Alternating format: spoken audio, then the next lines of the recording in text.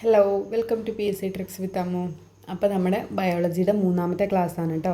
ഈ ക്ലാസ്സിൽ ഈ SCERT ചാപ്റ്ററിൻ്റെ സെക്കൻഡ് അധ്യായമാണ് കേട്ടോ, സെക്കൻഡ് പാർട്ടാണ് ഞാൻ എടുത്തിരിക്കുന്നത്. ഇത് നമുക്ക് കംപ്ലീറ്റ് ആക്കണം. അത് കഴിഞ്ഞിട്ട് വീണ്ടും നമ്മൾ പാർട്ട് 1 ഉണ്ട്, പുതിയ ബുക്കാണ് കേട്ടോ. ബയോളജി SCERT പുതിയ ബുക്കാണ്. അത് നമുക്ക് പാർട്ട് 1 കൂടെ കംപ്ലീറ്റ് ആക്കണം. അതൊന്നും ഇതൊന്നുമാണ്, പാർട്ട് 1 സെക്കൻഡെന്നുമാണ് ഒരുവിധപ്പെട്ട എല്ലാ ക്വസ്റ്റ്യൻസും ഇപ്പോൾ PSC റീസെൻ്റായിട്ട് ചോദിച്ചുകൊണ്ടിരിക്കുന്നത് കേട്ടോ. അപ്പോൾ നമുക്ക് ക്ലാസ്സിലേക്ക് കിടക്കാം. കഴിഞ്ഞ ക്ലാസ്സിൽ നമ്മൾ ബാക്ടീരിയ രോഗങ്ങളാണ് പഠിച്ചത്, ക്ഷയം, പിന്നെ ഏതായിരുന്നു പഠിച്ചത്, മലമ്പനി നമ്മൾ ചർച്ച ചെയ്തു. മലമ്പനി അല്ല, എലിപ്പനി നമ്മൾ ചർച്ച ചെയ്തു. അപ്പോൾ ഇനി നമുക്ക് വൈറസിനെ കുറിച്ച് നോക്കാം. വൈറസ് ശരീരത്തിൽ പ്രവേശിച്ച് ആതിഥേയ കോശങ്ങളുടെ ജനിതക സംവിധാനം ഉപയോഗിച്ച് പെരുകുന്നു. അങ്ങനെ കോശങ്ങളെ നശിപ്പിച്ച് രോഗമുണ്ടാക്കുന്നു. അപ്പോൾ വൈറസ് ശരീരത്തിൽ പ്രവേശിച്ചിട്ടുണ്ടാകുന്ന ആതിഥേയ കോശങ്ങളെയൊക്കെ ജനിതക സംവിധാനം ഉപയോഗിച്ചിട്ട് പെരുകും. ആതിഥേയ കോശങ്ങൾ എന്ന് പറഞ്ഞാൽ നമ്മുടെ ശരീരത്തിൻ്റെ ഉള്ളിലുള്ള കോശങ്ങളുടെ ജനിതക സംവിധാനം ഉപയോഗിച്ചിട്ട് പെരുകും. അങ്ങനെ ആ കോശങ്ങളെ നശിപ്പിച്ചിട്ട് എന്താണ്, രോഗമുണ്ടാക്കിയാണ് വൈറസ് ചെയ്യുന്നത് കേട്ടോ. ഇനി ഇവിടെ ഒരു വൈറസ് രോഗം, പ്രധാനപ്പെട്ട ഒരു വൈറസ് രോഗം കൊടുത്തിട്ടുണ്ട്. ഏതാണത്? എയ്ഡ്സ് ആണ് കേട്ടോ. രോഗകാരി ഏതാണ്? HIV അഥവാ ഹ്യൂമൻ ഇമ്മ്യൂണോ ഡെഫിഷ്യൻസി വൈറസ് എന്നാണ് കേട്ടോ. ബാധിക്കുന്നത് എവിടെയാണ്? T ലിംഫോസൈറ്റുകളെയാണ് വൈറസ് ബാധിക്കുന്നത് കേട്ടോ. ഇമ്പോർട്ടൻ്റ് ആണ്, വൈറസ് ബാധിക്കുന്നത് T ലിംഫോസൈറ്റ്സിനെയാണ്. വൈറസ് T ലിംഫോസൈറ്റുകളെ ആക്രമിക്കുകയും ജനിതക സംവിധാനം ഉപയോഗിച്ച് പെരുകി അവയെ നശിപ്പിക്കുകയും ചെയ്യുന്നു. ഇതുമൂലം ശരീരത്തിന് രോഗങ്ങളെ ചെറുക്കുവാനുള്ള കഴിവ് കുറയുകയും ക്രമേണ എയ്ഡ്സ് എന്ന അവസ്ഥയിലേക്ക് എത്തുകയും ചെയ്യുന്നു കേട്ടോ. എന്താണ് ലക്ഷണങ്ങളൊക്കെ? പ്രാരംഭ ലക്ഷണങ്ങൾ മറ്റ് വൈറസ് രോഗങ്ങളുടേതിന് സമാനമാണെങ്കിലും രോഗപ്രതിരോധ ശേഷി കുറയുന്നതനുസരിച്ച് ന്യൂമോണിയ, ക്ഷയം, ശിലീനം, ക്യാൻസർ തുടങ്ങിയ വിവിധ മാരക രോഗങ്ങളായിട്ട് മാറിയേക്കാം കേട്ടോ. അപ്പോൾ ലക്ഷണങ്ങളെന്ന് പറഞ്ഞാൽ നോർമലി ഒരു വൈറസ് ബാധ വരുന്ന ഒരു വൈറസ് രോഗം ഉണ്ടാകുന്നത് പോലെ എല്ലാ ലക്ഷണങ്ങളും ഉണ്ടാകും. പക്ഷേ ഇത് കൂടിക്കഴിഞ്ഞ് കഴിഞ്ഞാൽ നമ്മൾ എവിടെയാണ്, നമ്മുടെ ഇമ്മ്യൂണിറ്റി പവർ കുറയുകയാണ് ചെയ്യുന്നത്, രോഗപ്രതിരോധ ശേഷിയാണ് കുറയുന്നത്. അതുമൂലം എന്താണ്, ന്യൂമോണിയ, ക്ഷയം, ചിലയിനം മാരകമായിട്ടുള്ള ക്യാൻസറുകളൊക്കെ വരാനുള്ള ചാൻസ് ഉണ്ട്. ഇനി ഇതെങ്ങനെയാണ് പകരുന്നത്? HIV ബാധിതരുമായുള്ള ലൈംഗിക ബന്ധത്തിലൂടെയും HIV വിമുക്തമില്ലാത്ത സൂചി സിറിഞ്ചുകളും പങ്കുവയ്ക്കുന്നതിലൂടെയും HIV അടങ്ങിയ രക്തമോ അവയവമോ സ്വീകരിക്കുന്നതിലൂടെയും HIV ബാധിതയായ അമ്മയിൽ നിന്ന് ഗർഭസ്ഥ ശിശുവിലേക്കും പകരാനുള്ള ചാൻസ് ഉണ്ട്. ഇങ്ങനെയാണ് കേട്ടോ ഇത് പകരുന്നത് എന്ന് പറയുന്നത്. ഇനി ചികിത്സ എന്താണ്? എയ്ഡ്സിന് പൂർണ്ണമായിട്ട് ഒരു മരുന്നുകളൊന്നും നിലവിലില്ല.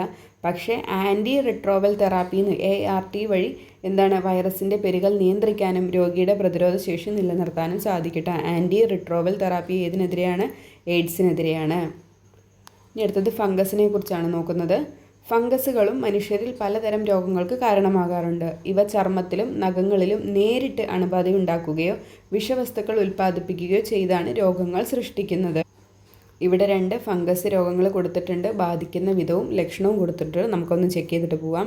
റിംഗ് വേം എങ്ങനെയാണ് ബാധിക്കുന്നത്? രോഗം ബാധിച്ചവരിലൂടെയും സ്പർശനത്തിലൂടെയും മലിനമായ വസ്തുക്കളിലൂടെയും മൃഗങ്ങളിൽ നിന്നും റിംഗ് വേം പകരും കേട്ടോ.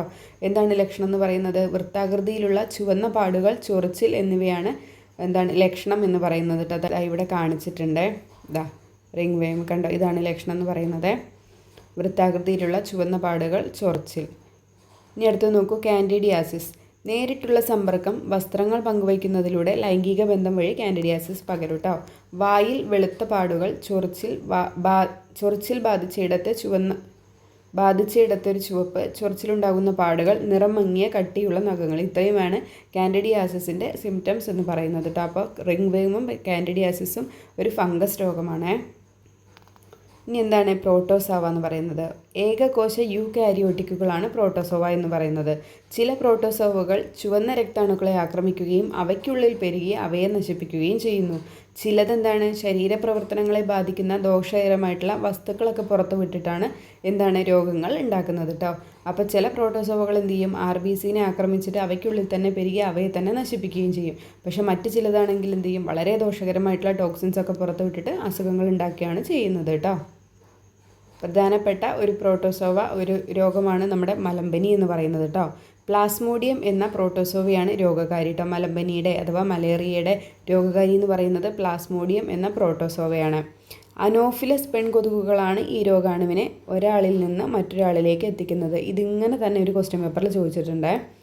അനോഫിലസ് പെൺകൊതുകുകളാണ് ഈ രോഗാണുവിനെ ഒരാളിൽ നിന്ന് മറ്റൊരാളിലേക്ക് എത്തിക്കുന്നത് കേട്ടോ. മലമ്പനി അനോഫിലസ് പെൺകൊതുക് കേട്ടോ. മലമ്പനി അനോഫിലസ് പെൺകൊതുക്. ഇവിടെ കൊടുത്തിട്ടുണ്ട്. ഇത് കണ്ടോ, പ്ലാസ്മോഡിയം ശരീരത്തിലെത്തി അവ പെറ്റുപെരുകിയിട്ട് ചുവന്ന രക്തകോശാണുക്കളെ നശിപ്പിക്കുന്നു. ഇതാണ് കേട്ടോ ഇവിടെ മലേറിയ രോഗബാധ എന്ന് പറഞ്ഞിട്ട് ചിത്രം കൊടുത്തിട്ടുണ്ട്. ഇനി അതിൻ്റെ സിംറ്റംസ് ഇവിടെ കൊടുത്തിട്ടുണ്ട്. ഇടവിട്ടിട്ടുള്ള പനി, കുളിരും വിറയലും, തലവേദന, ഛർദി, പേശീവേദന, ശരീരവേദന, ക്ഷീണം എന്നിവയാണ് ഇതിൻ്റെ ലക്ഷണങ്ങളായിട്ട് പറയുന്നത് കേട്ടോ. ആൻറ്റി മലേറിയൻ മരുന്നുകളാണ് ചികിത്സയ്ക്ക് ഉപയോഗിക്കുന്നത്. സമീപകാലത്ത് നമ്മുടെ നാട്ടിൽ പ്രത്യക്ഷപ്പെട്ട ഒരു പ്രോട്ടോസോവ രോഗമാണ് ഏതെന്ന് പറയുന്നത് അമീബിക് മസ്തിഷ്ക ജ്വരം എന്ന് പറയുന്നത് കേട്ടോ. ഇവിടെ നമുക്ക് നോക്കാനുള്ളത് അതിൻ്റെ രോഗകാരിയാണ് കേട്ടോ. എന്താണ്? നെഗ്ലേറിയ ഫൗലേറി എന്ന അമീബിയാണ് ഈ മാരക രോഗത്തിന് കാരണം കേട്ടോ. നെഗ്ലേറിയ ഫൗലേറി എന്ന് പറയുന്ന അമീബിയാണ് അമീബിക് മസ്തിഷ്ക ജ്വരത്തിന് കാരണം എന്ന് പറയുന്നത് കേട്ടോ. പിന്നെ നോക്കൂ, കെട്ടിക്കിടക്കുന്നതും ചൂടുള്ളതുമായ ശുദ്ധജലത്തിലാണ് ഇവ പ്രധാനമായിട്ടും കാണപ്പെടുന്നത്. മലിനമായ വെള്ളം മൂക്കിലെത്തുമ്പോൾ അവിടെ നിന്ന് രോഗാണുക്കൾ തലച്ചോറിലേക്ക് കടക്കുകയും അണുബാധ ഉണ്ടാക്കുകയും ചെയ്യുന്നു. അതിനാൽ കെട്ടിക്കിടക്കുന്നതും ശുദ്ധമല്ലാത്തതുമായ ജലാശയങ്ങളിൽ കുളിക്കുന്നതും മുഖം കഴുകുന്നതും ഒഴിവാക്കി രോഗം വരുന്നത് തടയാമെന്ന് ആരോഗ്യവകുപ്പ് അറിയിച്ചിട്ടുണ്ട് എന്നാണ് പറയുന്നത്. അപ്പോൾ നെഗ്ലേറിയ ഫൗലേറി എന്താണ്? ഒരു അമീബയാണ് ഈ രോഗത്തിന്. നെഗ്ലേറിയ ഫൗലേറി എന്ന് പറയുന്ന ഒരു അമീബയാണ് അമീബിക് മസ്തിഷ്ക ജ്വരത്തിന് കാരണം എന്ന് പറയുന്നത് കേട്ടോ. പിന്നെ എവിടെയാണത്? മലിനമായ കെട്ടിക്കിടക്കുന്നതും ചൂടുള്ളതുമായ ശുദ്ധജലത്തിലാണ് ഇവ പ്രധാനമായിട്ട് കാണപ്പെടുന്നത് കേട്ടോ. അപ്പോൾ ഇത്രയും പോയിന്റുകളൊക്കെ ഒന്ന് ഓർത്തിരിക്കുക കേട്ടോ. ഇനിയാണ് മന്ത് എന്ന് പറയുന്നത് കേട്ടോ. മന്ത് ഫൈലേറിയൽ വിരകൾ ലിംഫ് വാഹികളിൽ തങ്ങി നിന്ന് ലിംഫിൻ്റെ സാധാരണ ഒഴുക്കിനെ തടസ്സപ്പെടുത്തുന്നതിനാലാണ് മന്ത് രോഗം ഉണ്ടാകുന്നത് കേട്ടോ. അപ്പോൾ ഈ ഫൈലേറിയൻ വിരകളാണ് മന്ത് രോഗത്തിന് കാരണം. അവ എന്ത് ചെയ്യും? ലിംഫ് വാഹികളിൽ തങ്ങി നിൽക്കും, അതിൻ്റെ നോർമലായിട്ടുള്ള ഒഴുക്കിനെ തടസ്സപ്പെടുത്തും കേട്ടോ. ക്യൂലെക്സ് പെൺകൊതുകുകളാണ് ഈ രോഗാണുക്കളെ ഒരാളിൽ നിന്ന് മറ്റൊരാളിലേക്ക് എത്തിക്കുന്നത് കേട്ടോ. ക്യൂലെക്സ് പെൺകൊതുകാണ് മന്ത്. മലേറിയയാണ് അനോഫിലസ് പെൺകൊതുക് കേട്ടോ. ക്യൂലെക്സ് പെൺകൊതുക് മന്താണ്. കൊതുക് കടിക്കുമ്പോൾ വിരകളുടെ ലാർവകൾ ശരീരത്തിൽ പ്രവേശിച്ച് വളരുകയും ലിംഫ് വാഹികളിൽ എത്തി അവിടെ തങ്ങി നിൽക്കുകയും ചെയ്യുന്നു. തൽഫലമായി ലിംഫ് ദ്രവം കെട്ടിനിന്ന് കാലക്രമേണ കാലുകൾ, കൈകൾ, ജനനേന്ദ്രിയങ്ങൾ തുടങ്ങിയ ശരീരഭാഗങ്ങൾ അമിതമായി വീങ്ങി വലുതാകുന്ന അവസ്ഥയാണ് മന്ത് എന്ന് പറയുന്നത് കേട്ടോ. അപ്പോൾ ക്യൂലെക്സ് പെൺകൊതുകുകളാട്ടോ ഇവിടെ ഓർത്തിരിക്കേണ്ടത്. പിന്നെ ഫൈലേറിയൽ വിരകൾ കേട്ടോ. അടുത്തത് ക്യാൻസറിനെ കുറിച്ചാണ്. പകരാത്തൊരു രോഗമാണ് ക്യാൻസർ എന്ന് പറയുന്നത്. സാധാരണവും അസാധാരണവും അനിയന്ത്രിതവുമായ കോശവിഭജനം വഴി കോശങ്ങൾ പെരുകി മറ്റു ശരീരഭാഗങ്ങളിലേക്ക് വ്യാപിക്കുന്ന അവസ്ഥയാണ് ക്യാൻസർ എന്ന് പറയുന്നത് കേട്ടോ. അസാധാരണവും അനിയന്ത്രിതവുമായ കോശവിഭജനം വഴി കോശങ്ങൾ പെരുകി മറ്റു ശരീരഭാഗങ്ങളിലേക്ക് വ്യാപിക്കുന്ന അവസ്ഥയാണ് ക്യാൻസർ എന്ന് പറയുന്നത് കേട്ടോ. കോശവിഭജന പ്രക്രിയയിലെ നിയന്ത്രിത സംവിധാനങ്ങൾ തകരാറിലാകുന്നതോടെയാണ് ഈ സാധാരണ കോശങ്ങൾ ക്യാൻസർ കോശങ്ങളായിട്ട് മാറുന്നത്. ക്യാൻസർ കോശങ്ങൾ ശരീരത്തിലൂടെയും ലിംഫിലൂടെയുമാണ് മറ്റ് ഭാഗങ്ങളിലേക്ക് പകരുന്നത് കേട്ടോ. ഇനി അതിൻ്റെ കാരണങ്ങളായിട്ട് ഇവിടെ കൊടുത്തിരിക്കുന്നത് എന്തൊക്കെയാണെന്ന് നോക്കാം. ജനിതക മാറ്റങ്ങൾ, പാരിസ്ഥിതിക ഘടകങ്ങൾ, വൈറസ് ബാധ, ജീവിതശൈലി കേട്ടോ. അപ്പോൾ ക്യാൻസർ എന്ന് പറയുന്നത് ഒരു ജീവിതശൈലി രോഗമാണ് കേട്ടോ. ജനിതക മാറ്റങ്ങൾ, പാരിസ്ഥിതിക ഘടകങ്ങൾ, വൈറസ് ബാധ, ജീവിതശൈലി എന്നിവയാണ് ക്യാൻസറിൻ്റെ കാരണങ്ങളായിട്ട് ഇവിടെ കൊടുത്തിരിക്കുന്നത്. എന്തൊക്കെയാണ് ചികിത്സാ മാർഗങ്ങൾ? ശസ്ത്രക്രിയ, കീമോതെറാപ്പി, വികിരണ ചികിത്സ, immunotherapy, targeted therapy, hormone therapy തുടങ്ങിയവയാണ് ക്യാൻസറിൻ്റെ ചികിത്സാ മാർഗങ്ങൾ എന്ന് പറയുന്നത് കേട്ടോ. ശസ്ത്രക്രിയ, കീമോതെറാപ്പി, വികിരണ ചികിത്സ, immunotherapy, targeted therapy, hormone therapy കേട്ടോ. ഇത്രയുമാണ് ക്യാൻസറിൻ്റെ ചികിത്സാ മാർഗങ്ങൾ എന്ന് പറയുന്നത് കേട്ടോ. ഇനി നോക്കൂ, ഇവിടെ കുറച്ച് ജീവിതശൈലി രോഗങ്ങളും കുറച്ച് അതിൻ്റെ രോഗങ്ങളും കൊടുത്തിട്ടുണ്ട് കേട്ടോ. രോഗത്തിൻ്റെ വിഭാഗവും അതിൻ്റെ ഒരു എക്സാമ്പിളായിട്ട് ഒരു രോഗം കൊടുത്തിട്ടുണ്ട്. അത് ഇമ്പോർട്ടൻ്റ് ആണ്. ഈ ടേബിൾ നമുക്ക് നോക്കാം. ജീവിതശൈലി രോഗങ്ങൾക്ക് ഉദാഹരണം ഏതൊക്കെയാണ്? പ്രമേഹവും അമിത രക്തസമ്മർദ്ദവും പിന്നെ ഏതാണ്? ക്യാൻസറും അല്ലേ. ഇപ്പോൾ നമ്മൾ ക്യാൻസർ പറഞ്ഞല്ലോ. ഇപ്പം ജീവിതശൈലി രോഗങ്ങൾക്ക് ഉദാഹരണം ഏതൊക്കെയാണ്? പ്രമേഹം, അമിത രക്തസമ്മർദ്ദം, ക്യാൻസർ.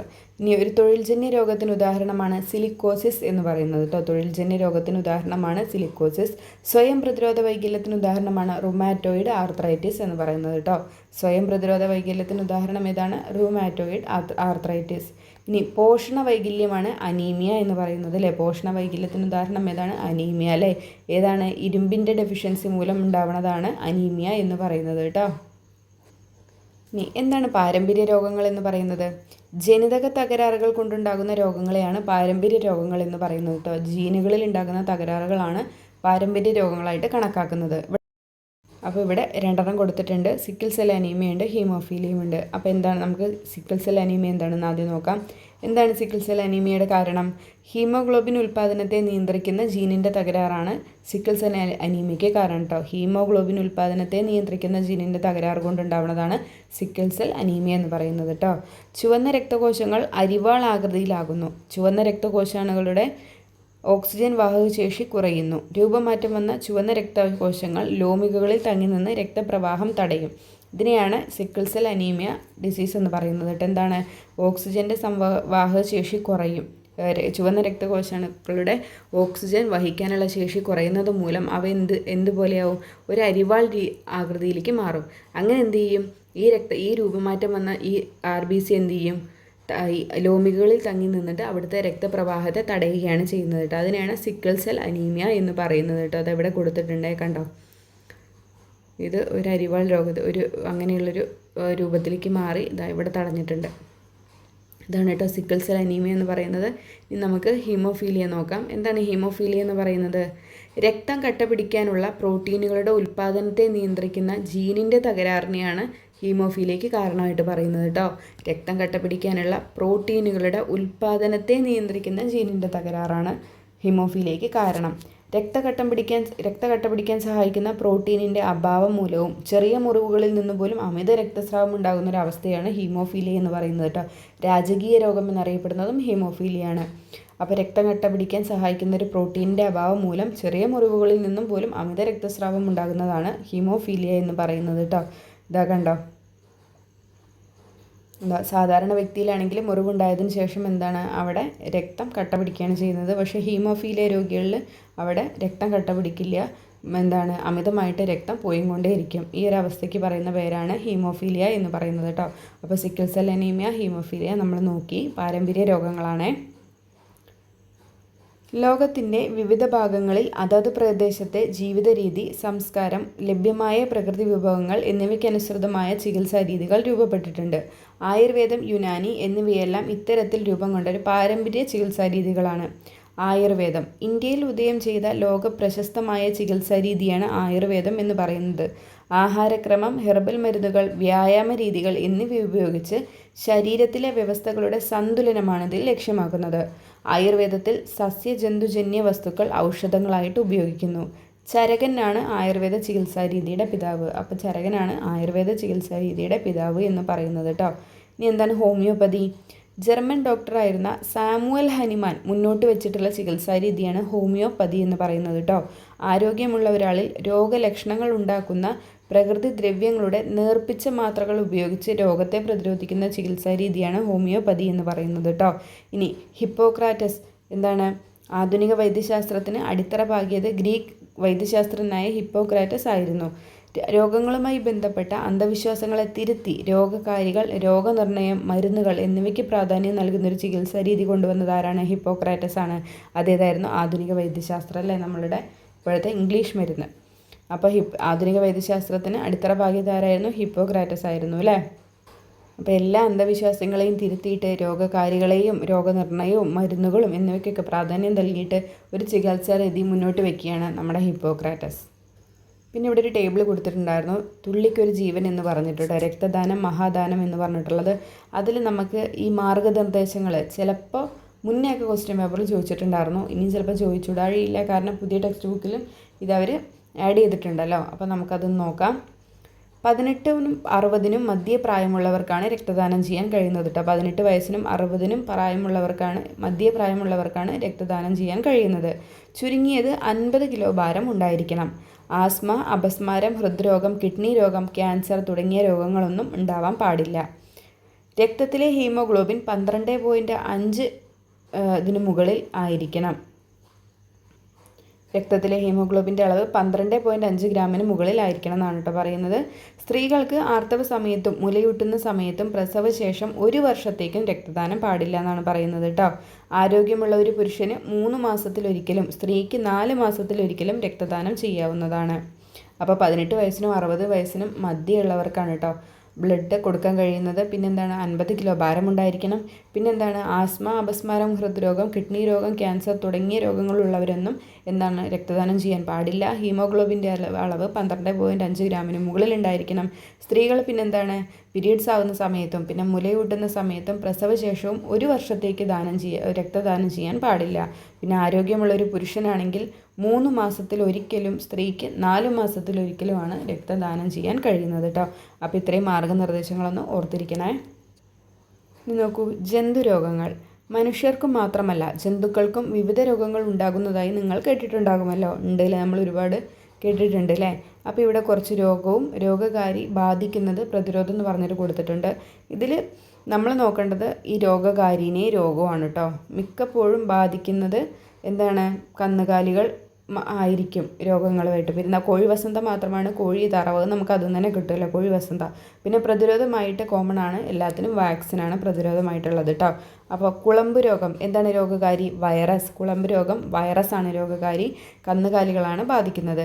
ആന്ത്രാക്സും അകിട് വീക്കവും ബാക്ടീരിയയാണെന്ന് അറിഞ്ഞിരിക്കുക കേട്ടോ. ആന്ത്രാക്സ്, അകിട് വീക്കം ബാക്ടീരിയ, കുളമ്പ് രോഗം വൈറസ്. കോഴി വസന്ത എന്താണ്? വൈറസ് രോഗമാണ്, കോഴിയെയും താറാവിനെയായിട്ട് ബാധിക്കുന്നത്. എല്ലാത്തിൻ്റെയും പ്രതിരോധം ഒന്ന് തന്നെയാണ്, വാക്സിനാണ് കേട്ടോ.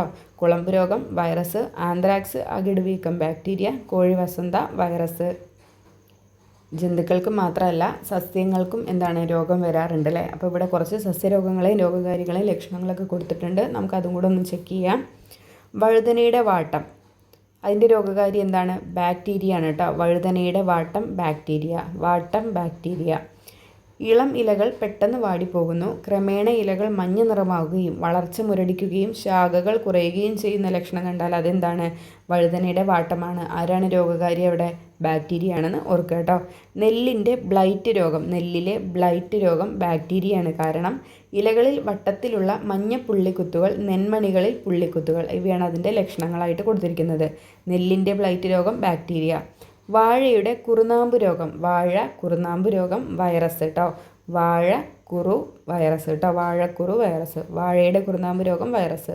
ഇലകൾ നീളവും വീതിയും കുറഞ്ഞ് കുറുകി കുത്തനെ ഉയർന്നു നിൽക്കുന്നു, വളർച്ച മുരടിക്കുന്നു. ഇത്രയാണ് അതിൻ്റെ സിംറ്റമായിട്ട് കൊടുത്തിരിക്കുന്നത്. മരച്ചീനിയിൽ ഉണ്ടാവുന്നതാണ് മൊസൈക്ക്, മര മൊസൈക്ക് കേട്ടോ. മരച്ചീനിയിലെ മൊസൈക്ക് രോഗം ഏതാണ്? വൈറസാണ് കേട്ടോ. മൊസൈ വൈറസ് കേട്ടോ. മരച്ചീനിയിലെ മൊസൈക്ക് വൈറസ്. പ്രാരംഭഘട്ടത്തിൽ ഇലകളിൽ മഞ്ഞ നിറത്തിലുള്ള പാടുകൾ ഉണ്ടാകുന്നു. ഇവ ക്രമേണ വെള്ള നിറമാകുന്നു. ചെടിയുടെ വളർച്ച മുരടിക്കുകയും കിഴങ്ങിൻ്റെ വലിപ്പം കുറയുകയും ചെയ്യുന്നതാണ് മരച്ചീനിയിലെ മൊസൈക്ക് രോഗം കേട്ടോ. അപ്പോൾ വൈറസാണ് കേട്ടോ അതിൻ്റെ കാരണം. ഇനി തെങ്ങിൻ്റെ കൂമ്പ് ചീയൽ ഫംഗസ് ആണ് കേട്ടോ. ചീയാണ്, അപ്പോൾ ഫംഗസാണ്. ചീയണത് ഫംഗസ് കേട്ടോ. തെങ്ങിൻ്റെ കൂമ്പ് ചീയൽ ഫംഗസ്. ഇളം ഇലകൾ മഞ്ഞ നിറമാകുന്നു, കൂമ്പ് വാടി താഴേക്ക് വീഴുന്നതാണ് തെങ്ങിൻ്റെ കൂമ്പ് ചീയൽ എന്ന് പറയുന്ന രോഗം. ഫംഗസാണ് അത് പരത്തുന്നത്. ഇനി നോക്കൂ, കുരുമുളകിൻ്റെ വാട്ടമാണ്, അതും ഫംഗസാണ്. വാട്ടിയാലും ഫംഗസാണ്, ചീഞ്ഞാലും ഫംഗസാണ്. കുരുമുളകിൻ്റെ ദ്രുതവാട്ടം ഫംഗസ്. ഇലകളിലും തണ്ടുകളിലും നനഞ്ഞ പാടുകൾ, ഇലകൾ കൊഴിയുകയും ചെടി പെട്ടെന്ന് വാടുകയും ചെയ്യുന്നു. അപ്പോൾ ഇതേതാണ്? കുരുമുളകിൻ്റെ ദ്രുതവാട്ടമാണ്. പരത്തുന്നത് ആരാണ്? ഫംഗസാണ് കേട്ടോ. അപ്പോൾ വഴുതനയുടെ വാട്ടവും നെല്ലിൻ്റെ ബ്ലൈറ്റ് രോഗവും ബാക്ടീരിയ കാരണവും, പിന്നെ വാഴയുടെ കുറു വൈറസും മരച്ചീനിയിലെ മൊസൈക്ക് വൈറസുമാണ്, വൈറസ് രോഗമാണ്. പിന്നെ കൂമ്പ് ചീയലും വാട്ടവും, ചീഞ്ഞതും വാട്ടവും ആരാണ്? ഫംഗസാണെന്ന് ഓർത്തിരിക്കുക കേട്ടോ. സസ്യങ്ങളിലെ പ്രതിരോധം. ഇത് മുഴുവനൊന്നും നമ്മൾ അറിയണമെന്നില്ല, പക്ഷേ ചില വേർഡ്സുകൾ ഉണ്ടാവും. ഈ വലിയ പാരഗ്രാഫിൽ കൊടുക്കുന്ന ചില വേർഡ്സുകൾ ഉണ്ടായിരിക്കും. അതാണ് ഇപ്പോൾ PSC എടുത്തിട്ട് ചോദിക്കുന്നത് കേട്ടോ. അപ്പോൾ ഇതിലങ്ങനെ ഒരു വേർഡ് ഉണ്ട്, ഞാൻ പതിയെ പറയാം. ദൃഢമായ കോശഭിത്തി, പുറം തൊലി, ഇലകളിലും തണ്ടുകളിലുമുള്ള മെഴുക് ആവരണം മുതലായവയാണ് സസ്യങ്ങളിലെ രോഗാണുപ്രവേശനം തടയുന്നത് കേട്ടോ. ദൃഢമായിട്ടുള്ള കോശഭിത്തി, പുറം തൊലി, ഇലകളിലും തണ്ടുകളിലുമുള്ള മെഴുകാവരണം. ആൻറ്റിമൈക്രോബിയൽ പദാർത്ഥങ്ങൾ രോഗാണുക്കളെ കൊല്ലുകയോ അവയുടെ വളർച്ചയോ തടയുകയോ ചെയ്യുന്നു. എൻസൈമുകൾ രോഗാണുക്കളുടെ കോശഭിത്തി വിഘടിപ്പിക്കുന്നു. രോഗാണുബാധയേറ്റ ഭാഗത്തെ കോശങ്ങൾ സ്വയം നശിച്ച് രോഗം പടരുന്നത് തടയുന്നു. സസ്യത്തിൻ്റെ ഒരു ഭാഗം ആക്രമിക്കപ്പെടുമ്പോൾ കോശങ്ങളിൽ നിന്ന് കോശങ്ങളിലേക്ക് രോഗബാധയെക്കുറിച്ച് സൂചനയും കൊടുക്കുന്നു. കോശഭിത്തി മറികടന്ന് രോഗാണുക്കൾ പ്രവേശിച്ചാൽ രോഗാണു വ്യാപനം തടയുന്നതിന് കാലോസ് എന്ന പോളിസാക്കറൈഡ് ഉണ്ട്. അപ്പോൾ കാലോസ്, ഇതാണ് ഞാൻ പറഞ്ഞത്, കാലോസ് അതാണ് കേട്ടോ. കോശഭിത്തി മറികടന്നിട്ട് രോഗാണുക്കൾ പ്രവേശിക്കുകയാണെങ്കിൽ എന്ത് ചെയ്യും? ആ രോഗാണു വ്യാപനം തടയാൻ വേണ്ടിയിട്ട് എന്താണ് കാലോസ് എന്ന് പറയുന്ന ഒരു പോളിസാക്കറൈഡ് അവിടെ ഉണ്ട് എന്നുള്ള കാര്യം ഓർത്തിരിക്കുക. പിന്നീട് ഇവിടെ കുറച്ച് ജനിതക മാറ്റം വരുത്തിയ ജീവികൾ GMOs എന്ന് പറഞ്ഞിട്ട് കൊടുത്തിട്ടുണ്ട് കേട്ടോ. ജനറ്റിക്കലി മോഡിഫൈഡ് ഓർഗാനിസംസ് കേട്ടോ. GMOs ജനിതക മാറ്റം വരുത്തിയ ജീവികൾ. അതിൽ ജീവി വിഭാഗം സവിശേഷത ഉദാഹരണം സഹിതം കൊടുത്തിട്ടുണ്ട്. നമുക്കത് നോക്കി പോകാം. ഇതിലെ BT കോട്ടൺ എന്ന് പറയുന്നത് ഒരു സമയത്ത് സ്ഥിരം ക്വസ്റ്റ്യൻ ആയിരുന്നേ. ഇനി നോക്കൂ, ജീവിവിഭാഗം സസ്യങ്ങളിലെയാണ് കേട്ടോ പറയുന്നത്. സവിശേഷത കീടപ്രതിരോധ ശേഷി കൂടുതലുള്ളതായിരുന്നു BT കോട്ടൺ എന്ന് പറയുന്നത് കേട്ടോ. കീടപ്രതിരോധ ശേഷി കൂടുതലുള്ള എന്തായിരുന്നു? ജനറ്റിക്കലി മോഡിഫൈഡ് ആയിട്ടുള്ള ഒരു കോട്ടൺ ആയിരുന്നു BT കോട്ടൺ എന്ന് പറയുന്നത് കേട്ടോ. പിന്നെ കളനാശിനി പ്രതിരോധം സോയാബീൻ, പോഷക സമൃദ്ധമായിട്ടുള്ളത് ഗോൾഡൻ റൈസ്, വൈറസ് പ്രതിരോധം RSV പ്രതിരോധ പപ്പായ കേട്ടോ. RSV പ്രതിരോധ പപ്പായ. അപ്പോൾ വൈറസ് പ്രതിരോധം RSV പ്രതിരോധ പപ്പായ കേട്ടോ. കീടപ്രതിരോധ ശേഷി BT കോട്ടൺ, കളനാശിനി പ്രതിരോധം സോയാബീൻ, പിന്നെ പോഷക സമൃദ്ധം ഗോൾഡൻ റൈസ്, വൈറസ് പ്രതിരോധം RSV പ്രതിരോധ പപ്പായ. ഇത്രയാണ് സസ്യങ്ങളിൽ എന്താണ് ജനറ്റിക്കലി മോഡിഫൈഡ് ചെയ്തിട്ടുള്ള കുറച്ച് എന്താണ് ഓർഗാനിസംസ് എന്ന് പറയുന്നത് കേട്ടോ. കോട്ടന്, സോയാബീന്, ഗോൾഡൻ റൈസ്, പ്രതിരോധ പപ്പായ എന്ന് പറയുന്നത് കേട്ടോ. ഇതിന് ഓരോന്നിനും ഓരോ സവിശേഷതയാണ്. ഇതൊക്കെ ഒന്ന് ഓർത്തിരിക്കണേ. ഇനി അടുത്തതാണ് ജന്തുക്കളിൽ രണ്ടെണ്ണം. സാൽമൺ മത്സ്യമുണ്ട്, ഗ്ലോ ഫിഷും ഉണ്ട്. അതിൽ സാൽമൺ മത്സ്യത്തിൻ്റെ സവിശേഷത എന്ന് പറയുന്നത് വേഗത്തിൽ വളർച്ച, രോഗപ്രതിരോധം, ഉയർന്ന ഉൽപ്പാദന ശേഷി ക്ഷമത എന്നിവയായിരുന്നു കേട്ടോ. വേഗത്തിൽ വളർച്ച, രോഗപ്രതിരോധ ശേഷി ഉണ്ടായിരുന്നു, ഉയർന്ന ഉൽപ്പാദനക്ഷമത എന്നിവയായിരുന്നു സാൽമൺ മത്സ്യത്തിൻ്റെ സവിശേഷത എന്ന് പറയുന്നത് കേട്ടോ. പിന്നെ ഗ്ലോ ഫിഷ് എന്തായിരുന്നു? ഫ്ലൂറസെൻസ് ആയിരുന്നു കേട്ടോ. Glow fish fluorescence. ഇനി നോക്കൂ, സൂക്ഷ്മജീവികൾ. അതിൽ മാലിന്യങ്ങളെ വിഘടിപ്പിക്കാനുള്ള ശേഷി സ്യൂഡോമോണസ് പുട്ടിഡ എന്നാണ് കേട്ടോ. സ്യൂഡോമോണസ് പുട്ടിഡയ്ക്കായിരുന്നു മാലിന്യങ്ങളെ വിഘടിപ്പിക്കാനുള്ള ശേഷി കൂടുതൽ കണ്ടുപിടിച്ചിട്ടുണ്ടായിരുന്നത്. ഇനി ഈ കോളി ഇൻസുലിൻ ഉൽപ്പാദക ശേഷി കൂടിയിട്ടുള്ള എന്താണ് സൂക്ഷ്മജീവിയാണ് കണ്ടെത്തിയതാണ് ഈ കോളി എന്ന് പറയുന്നത് കേട്ടോ. ഫെർമെൻറ്റേഷൻ ശേഷി കൂടിയിട്ടുള്ള ഒരു ബേക്കേഴ്സ് ഈസ്റ്റ്, ഒരു ഫെർമെൻറ്റേഷൻ ശേഷി കൂടിയിട്ടുള്ള എന്തായിരുന്നു ഒരു സൂക്ഷ്മജീവിനെ കണ്ടുപിടിച്ചതാണ് ബേക്കേഴ്സ് ഈസ്റ്റ് എന്ന് പറയുന്നത് കേട്ടോ. പിന്നെ നൈട്രജൻ, മികച്ച നൈട്രജൻ സ്ഥിരീകരണ ശേഷി കൂടിയത് ഏതായിരുന്നു? റൈസോബിയം കേട്ടോ. അപ്പോൾ ജനിതക മാറ്റം വരുത്തിയത് റൈസോബിയമാണ് കേട്ടോ. മികച്ച നൈട്രജൻ സ്ഥിരീകരണ ശേഷി റൈസോബിയം. അപ്പോൾ ഇത്രയും ഒന്ന് ഈ ജനിതക മാറ്റം വരുത്തിയ ജീവികളിൽ സസ്യങ്ങൾ, ജന്തുക്കൾ, സൂക്ഷ്മജീവികൾ, അതിൽ ഇത്രയും കാര്യങ്ങൾ ഈ ഉദാഹരണ സഹിതം സവിശേഷത അടക്കം ഒന്ന് ഓർത്തിരിക്കുക കേട്ടോ. ഞാനിങ്ങനെ സ്പീഡിൽ പറയണതേ, ഞാൻ രാത്രിയിലാണ് കേട്ടോ വീഡിയോ എടുക്കുന്നത്. എൻ്റെ മകൻ നല്ല ഉറക്കമാണ്. അപ്പോൾ അവൻ എണീക്കുന്നതിന് മുന്നേ എനിക്ക് വീഡിയോ എടുക്കണം. പിന്നെ ഈ വായിക്കുന്നത് ഞാൻ റിവിഷനായിട്ട് തന്നെ കേട്ടോ കണക്കാക്കുന്നത്. അതുകൊണ്ടാണ് വേഗത്തിൽ വായിക്കുന്നത്. അപ്പം നിങ്ങളിത് പോസ്റ്റ് ചെയ്തിട്ട് വായിക്കുക. പിന്നെ നോട്ട് എഴുതാനുള്ളതൊക്കെ നോട്ട് എഴുതിയെടുക്കുക കേട്ടോ. പിന്നെ എൻ്റെ ടെലിഗ്രാം ഗ്രൂപ്പിൽ വരികയാണെങ്കിൽ ഞാൻ അവിടെ ഇതിൻ്റെ നോട്ടൊക്കെ ഇടുന്നതായിരിക്കും കേട്ടോ.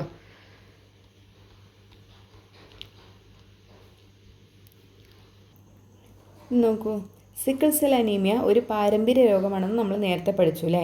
ഈ രോഗത്തിന് മുൻപ് ഫലപ്രദമായ ചികിത്സ ഇല്ലായിരുന്നു. എന്നാൽ സിക്കിൾ സെൽ അനീമിയ പൂർണ്ണമായി മാറ്റുന്നതിനുള്ള ജീൻ തെറാപ്പി ചികിത്സയ്ക്ക് ലോകാരോഗ്യ സംഘടന അംഗീകാരം കൊടുത്തു കഴിഞ്ഞു. രോഗിയുടെ വിത്ത് കോശങ്ങളിൽ ജനിതക മാറ്റം വരുത്തി ശരീരത്തിലേക്ക് തിരികെ നിക്ഷേപിക്കുന്നതിനാൽ ഈ ചികിത്സാ രീതിയെ ജീൻ തെറാപ്പി എന്നും സ്റ്റെം സെൽ തെറാപ്പി എന്നും വിശേഷിപ്പിക്കാം. ഇതൊന്ന് നോട്ട് ചെയ്തേക്കണേ. എന്താണ് സ്റ്റെം സെൽ അഥവാ ജീൻ തെറാപ്പി എന്ന് പറയുന്നത്? എന്താണ്? ഈ സിക്കിൾ സെൽ അനീമിയുള്ള ഒരു രോഗിയുടെ വിത്ത് കോശങ്ങളിൽ ജനിതക മാറ്റം വരുത്തിയിട്ട് ശരീരത്തിലേക്ക് തിരികെ നിക്ഷേപിക്കുകയാണ് അല്ലേ. അതിനെയാണ് ജീൻ തെറാപ്പി അല്ലെങ്കിൽ സ്റ്റെം സെൽ തെറാപ്പി എന്ന് വിശേഷിപ്പിക്കുന്നത്.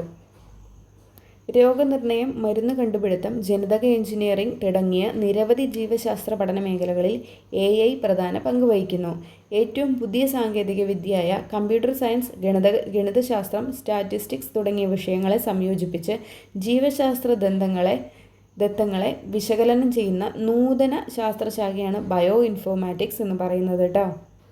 അപ്പോൾ ഇവിടെ AI എന്തിനൊക്കെയാണ് ഹെൽപ്പ് ചെയ്യുന്നതെന്ന് കൊടുത്തിട്ടുണ്ട്. രോഗനിർണയം, ചികിത്സയ്ക്കുണ്ട്. പുതിയ മരുന്നുകൾ കണ്ടെത്തുന്നതിനും രാസവസ്തുക്കളുടെ ഫലപ്രാപ്തി പ്രവചിക്കുന്നതിനും ഏറ്റവും അനുയോജ്യമായ ചികിത്സാ രീതികൾ നിർദ്ദേശിക്കുന്നതിനും വ്യക്തിഗത മരുന്ന്, ഓരോ വ്യക്തിയുടെയും ജനിതഘടനയും ആരോഗ്യ വിവരങ്ങളും വിശകലനം ചെയ്ത് അവർക്ക് ഏറ്റവും അനുയോജ്യമായിട്ടുള്ള ചികിത്സാ രീതികൾ ശുപാർശ ചെയ്യുന്നു. ജീനോം സ്ക്വീസിംഗ് ഉണ്ട്. ജനിതക വൈകല്യങ്ങൾ ചികിത്സിക്കുന്നതിനുള്ള ജീൻ എഡിറ്റിംഗ് സാങ്കേതിക വിദ്യകൾ പ്രയോജനപ്പെടുത്തുന്നു. പിന്നെന്താണ്? കൃഷി മെച്ചപ്പെടുത്തൽ, മണ്ണിൻ്റെ ആരോഗ്യം നിരീക്ഷിക്കുന്നു, വിളകൾക്കുണ്ടാകുന്ന രോഗങ്ങൾ പ്രവചിക്കുന്നു.